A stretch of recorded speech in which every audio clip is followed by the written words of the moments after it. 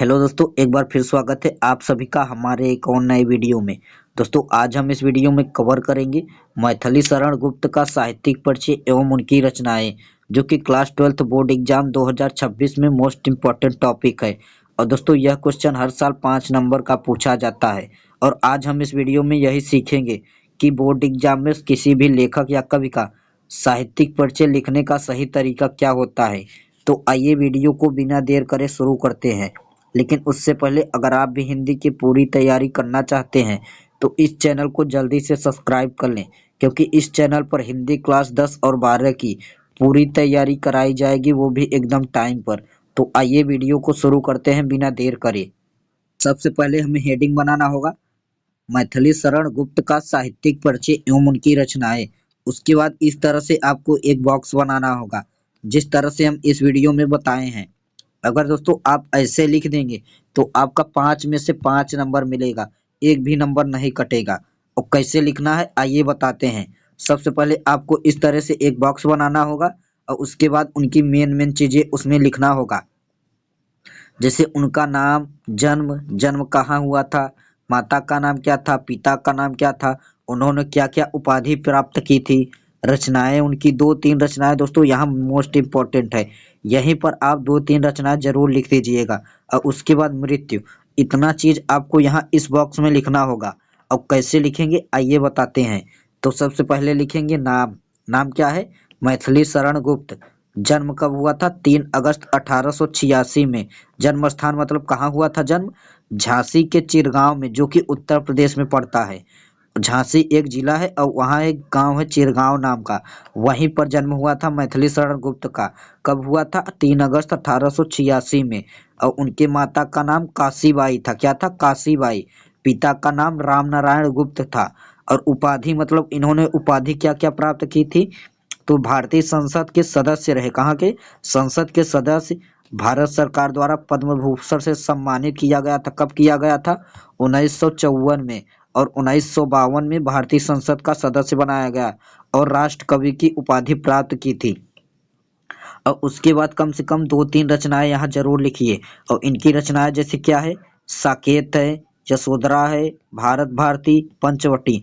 हमने यहाँ पर 4 रचनाएं लिखा है और आगे हम कई भी रचनाएं कवर करेंगे, तो इस वीडियो को लास्ट तक जरूर देखिएगा। और उसके बाद मृत्यु। मृत्यु कब हुई थी इनकी? 12 दिसंबर 1964 में। कब? 12 दिसंबर 1964 को इनकी मृत्यु हो गई थी। तो इतना लिखने के बाद हम हेडिंग बनाएंगे साहित्यिक परिचय। तो आइए अब बताते हैं कि साहित्यिक परिचय में लिखना क्या होगा। उसके बाद हेडिंग बनाएंगे साहित्यिक परिचय। क्या बनाएंगे? साहित्यिक परिचय। और साहित्यिक परिचय में लिखना कितना होता है? 80 वर्ड में। और क्या लिखना होता है? जो उन्होंने साहित्य में, हिंदी साहित्य में अपना योगदान दिया होता है, उसी को साहित्यिक परिचय में लिखा जाता है। उनके माता पिता या जन्म का कुछ भी नहीं लिखा जाता है, केवल साहित्यिक परिचय, उन्होंने अपना योगदान साहित्य में क्या क्या दिया है उसी को लिखा जाता है साहित्यिक परिचय में। तो आइए बताते हैं कि कैसे लिखेंगे। तो सबसे पहले शुरू करेंगे। मैथिली शरण गुप्त खड़ी बोली के प्रथम महाकवि माने जाते हैं। मतलब खड़ी बोली के प्रथम महाकवि कौन है? मैथिली शरण गुप्त। ये भी 1 नंबर का बोर्ड एग्जाम में पूछा जाता है। उसके बाद लिखेंगे भारतेंदु युग के बाद द्विवेदी युग। भारतेंदु युग के बाद कौन युग आया था? द्विवेदी युग में उन्होंने राष्ट्रीय चेतना, इतिहास, गौरव, धर्म, नैतिकता और नारी सम्मान जैसे विषयों पर काव्य रचना की। उनकी रचनाओं में सादगी, भावुकता, नैतिकता और ओज सुंदर समन्वय मिलता है। मतलब दोस्तों, उन्होंने जो जो रचनाएं की है वो भारत के इतिहास से रिलेटेड है, धर्म से और नारी सम्मान से रिलेटेड है। ऐसे विषयों पर उन्होंने रचनाएं की और उनकी रचनाओं में भावपूर्वक होता है, नैतिकता होता है। उसके बाद आगे लिखेंगे उनकी कविता जनता को प्रेरित करती है। मतलब दोस्तों, उनकी कविता जितनी है जनता को प्रेरित करती है। और देशभक्ति में ओतप्रोत क्या? ओतप्रोत तथा सामाजिक सुधार पर केंद्रित होती है। मतलब दोस्तों, उनकी कविता जितनी भी होती है वो जनता को प्रेरित करती है। देशभक्ति से ओतप्रोत मतलब देशभक्त में एकदम लीन होते हैं और सामाजिक सुधार पर केंद्रित होती है। उन्होंने रामायण, महाभारत, बौद्ध साहित्य व ऐतिहासिक विषयों पर अनेक काव्य लिखे हैं। किस पर लिखे हैं दोस्तों? रामायण, महाभारत, बौद्ध साहित्य और ऐतिहासिक विषयों पर बहुत से काव्य लिखे हैं। वे भाषा सरल, मार्मिक और प्रभावशाली प्रयोग के लिए प्रसिद्ध है। मतलब वो भाषा के सरल थे, मार्मिक थे और प्रभावशाली प्रयोग के लिए प्रसिद्ध है। गुप्त जी राष्ट्र प्रेमी थे, मतलब यह एक राष्ट्र प्रेमी भी थे। उनकी पहली पुस्तक रंग में भंग थी। उनकी पहली पुस्तक कौन थी? रंग में भंग। ये भी बोर्ड एग्जाम में 1 नंबर का पूछा जाता है कि मैथिली शरण गुप्त की पहली पुस्तक कौन थी? कौन थी? रंग में भंग। लेकिन उनकी पुस्तक भारत भारती, कौन? भारत भारती ने इन्हें राष्ट्र कवि के रूप में प्रसिद्ध किया। इन्हें द्विवेदी युग का सबसे लोकप्रिय कवि माना जाता है। यह समाज सुधार पर अत्यधिक बल देते थे। मतलब दोस्तों, इन्हें द्विवेदी युग का सबसे लोकप्रिय कवि माना जाता है और यह समाज सुधार पर अत्यधिक बल देते थे। इन्हें 1952 में भारतीय संसद का सदस्य चुना गया और 1954 में भारत सरकार द्वारा इन्हें पद्म भूषण सम्मान पुरस्कार से सम्मानित किया गया। मतलब दोस्तों, 1952 में इन्हें संसद का सदस्य चुना गया और 1954 में भारत सरकार द्वारा पद्म भूषण पुरस्कार से सम्मानित किया गया। और उसके बाद आगे लिखेंगे, हिंदी साहित्य तथा राष्ट्र प्रेम में लीन यह महान कवि 12 दिसंबर 1964 को, कब? 12 दिसंबर 1964 ईस्वी को भारत माता के चरणों में हमेशा के लिए सो गया, अर्थात इनका निधन हो गया। मतलब दोस्तों, इनका निधन कब हुआ था? 12 दिसंबर 1964 को।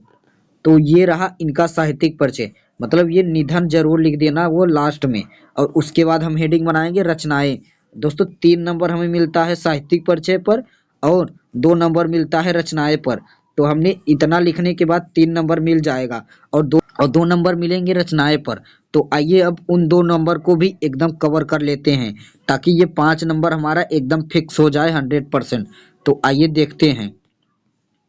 उसके बाद हम हेडिंग बनाएंगे रचनाएं। हेडिंग या लास्ट हेडिंग होगा रचनाएं।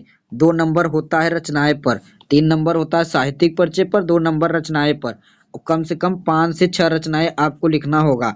नहीं आता है तो कम से कम 4 तो एकदम कन्फर्म है कि 4 लिखना होगा। और अगर आप जितना लिखेंगे ज़्यादा बढ़िया रहेगा। तो हम इस वीडियो में 10 रचनाएं कवर किए हैं, उसमें से आपको कोई भी 5 से 6 रचनाएं याद कर लेना। तो पहला है साकेत। क्या है? साकेत। दूसरा है यशोधरा। तीसरा है भारत भारती। चौथा है पंचवटी। पांचवा है द्वापर। 6 नंबर है दोस्तों जयद्रथ वध। 7वां है किसान। उसके बाद 8वां है गुरुकुल। 9 नंबर है विष्णुप्रिया। क्या है? विष्णुप्रिया। और 10वां है रत्नावली। तो दोस्तों ये रहे इनके 10 रचनाएं जो कि बोर्ड एग्जाम में आप कोई भी इसमें से 3 से 4 या 5 रचनाएं याद करके लिख दीजिए। तो आपका यहाँ भी 2 नंबर कन्फर्म हो जाएगा। 3 नंबर हो जाएगा साहित्यिक परिचय पर और 2 नंबर रचनाएं पर। टोटल 5 नंबर आपका एकदम कन्फर्म। और यह टॉपिक 100% बोर्ड एग्जाम में पूछा जाएगा। तो इसको आप अच्छे से तैयार कर लीजिए। 1 या 2 बार वीडियो देखकर एकदम अच्छे से तैयार कर लीजिए। और दोस्तों कमेंट में बताइए कि अगला वीडियो किस टॉपिक पर चाहिए। और अगर वीडियो अच्छा लगा हो तो लाइक करके दोस्तों के साथ शेयर करें। और अगर आप भी हिंदी की पूरी तैयारी करना चाहते हैं तो इस चैनल को जल्दी से सब्सक्राइब कर लें और कमेंट में बताएं कि अगला वीडियो किस टॉपिक पर चाहिए। तो मिलते हैं फिर अगले वीडियो में।